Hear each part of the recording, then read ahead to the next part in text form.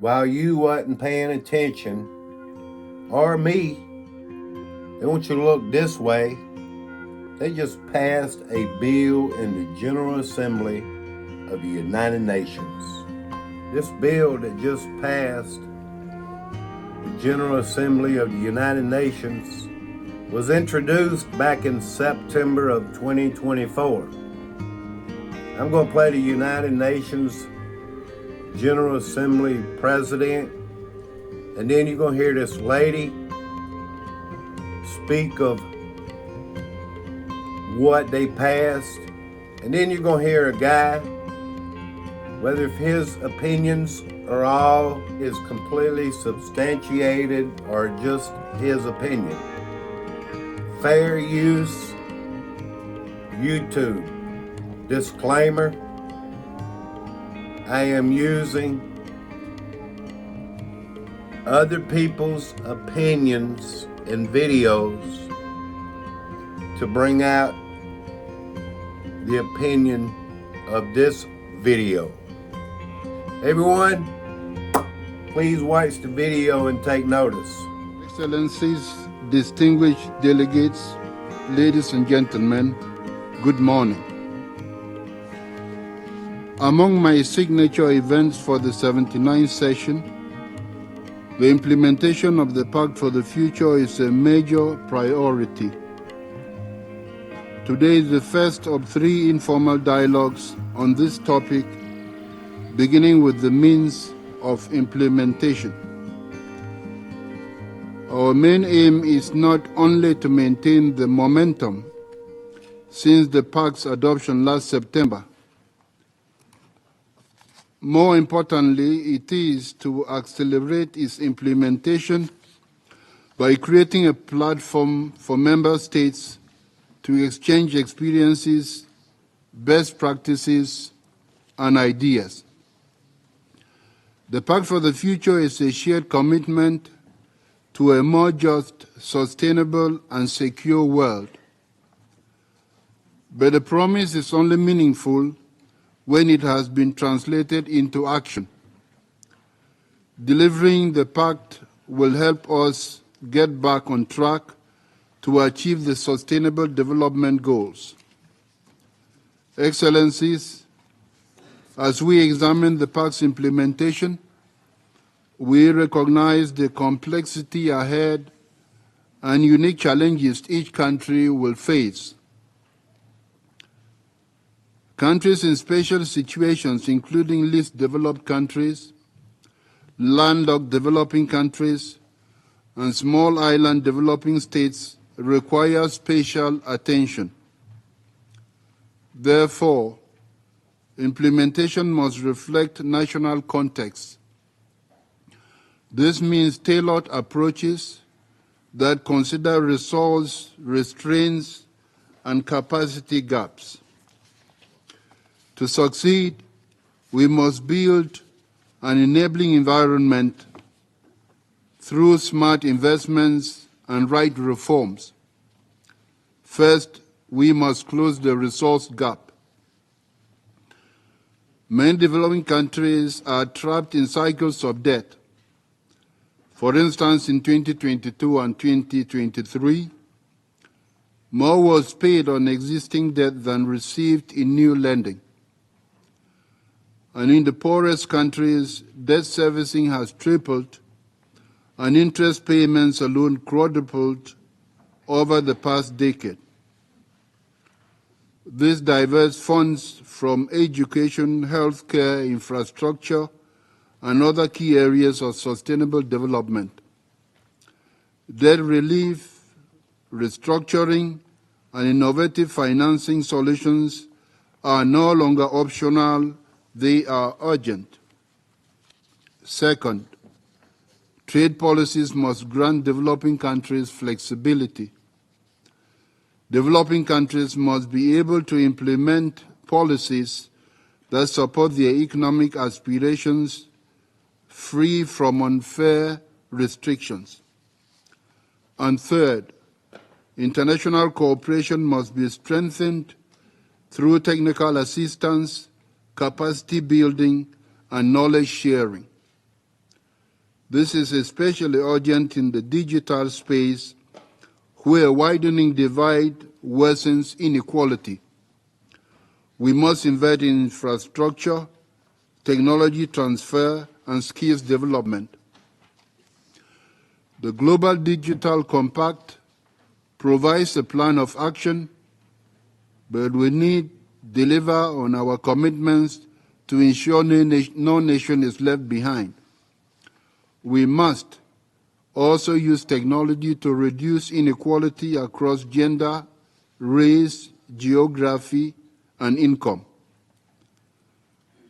An intersectional and intergenerational approach is key to sustainable future.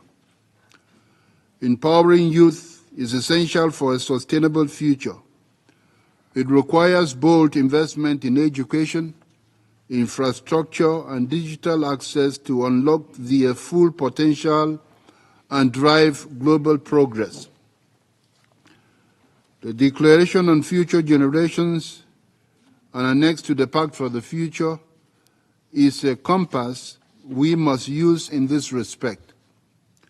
Excellencies, as President of the General Assembly, I am committed to making the Pact for the Future a reality everywhere in the world. But no government, organization, or sector can do it alone. All of us must learn to work together.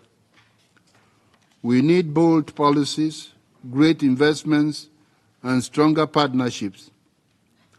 Governments must lead with concrete, action-oriented strategies, and the private sector must invest in innovation and sustainability. The fourth Conference on Financing for Development, the World Summit on Information Society, and the second World Summit on Social Development will all be key moments to accelerate our efforts. The Pact's already agreed measures can help shape our outcomes. Excellencies, implementation at the national level is key to attaining the full potential of the Pact for the Future. I urge Member States to organize workshops and dialogues to raise awareness and engage all stakeholders. Let us use this dialogue to exchange best practices, identify challenges, and pursue bold solutions. I look forward to hearing the experiences and perspectives of Member States. Let us prove that we can deliver. I thank you. Hi, everyone. This is Dr. Sherry Tenpenny, and I want to do a quick update about a document that got passed by the United Nations this weekend called the Pact of the Future document. It's two parts, one on science and technology and one about the youth and future generations. It is quite egregious, and it was done by a procedure called the silence procedure, which makes it a pact. And if no one objected, it is automatically adopted and put into the record as being completely adopted.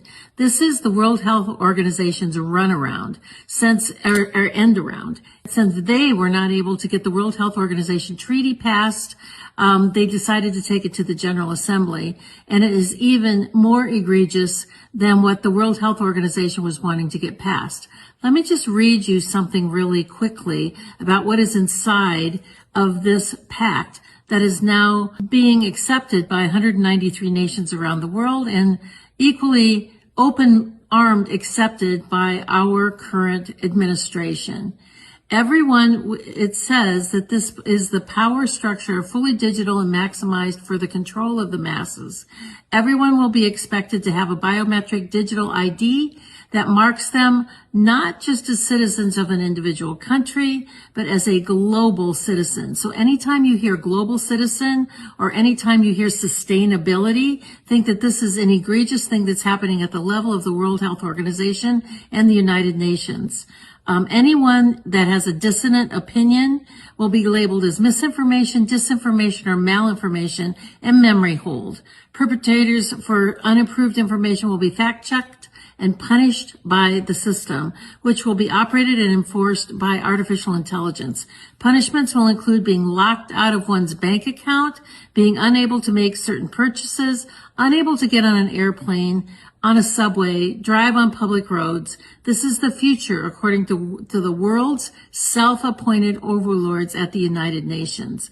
These are unelected bureaucrats that are making decisions about our country, our sovereignty around the world. Nothing could be more important at this point in time than to get prepared.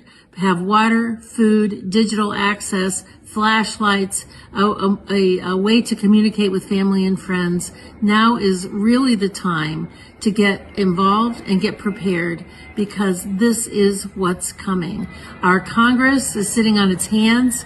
There was a press conference on the 17th about this, and no further action has been taken. So it's up to us to mobilize and to go forward, particularly with your local sheriffs, to get your constitutional sheriffs to say, this isn't going to be allowed in my county. Thank you very much. Take action. We've been talking about the onset of one world order, one world government, one world religion, one world money for a long time. Well, it's no longer coming. It's here. Y'all better wake up. I'm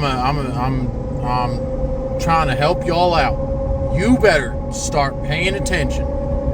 You better turn to Christ before it is too late. The United Nations just passed a bill. Guess what the bill said? They have the legal right to mandate a implant and mandate that you cannot buy or sell anything without the implant in case of a world emergency. And so now the mark of the beast comes out halfway through the Great Tribulation. We're not there yet, right? So the mark of the beast is not released. But the mark of the beast is released by the Antichrist. Okay? And then the 10 kingdoms give the Antichrist their power. So now the United Nations has the legal power to mandate an implant in your body, and you cannot buy or sell anything without this implant chip thing in case of a global emergency. And we know who the Antichrist is because Israel called him the Messiah last year. That's the number one giveaway, but, you know, the same guy has also fulfilled like 29 other Antichrist prophecies. The math on it, the chances of it being a fluke is a 1 in such a small number that Google couldn't even calculate it. So, yeah.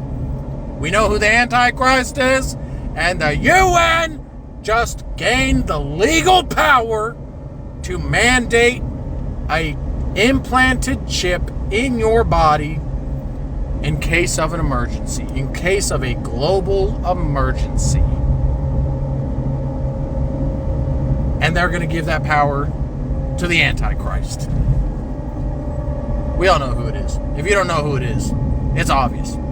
Daniel 8 says a conspicuous horn. Inconspicuous means hidden. Conspicuous means obvious. So if you don't know who it is, guess what? Peace and safety, and then sudden destruction comes upon them. Comes upon who? Those that say peace and safety? So now, those that say peace and safety, sudden destruction comes upon them. Why? Because the Antichrist is being completely obvious, and you guys are too in love with him and too in love with the world. You think he's saving the world economy, all while he's doing Antichrist stuff. And you think he's going to save the world economy. Okay. The link of the video of the General Assembly is in the more section of the video, or what you'd call the description.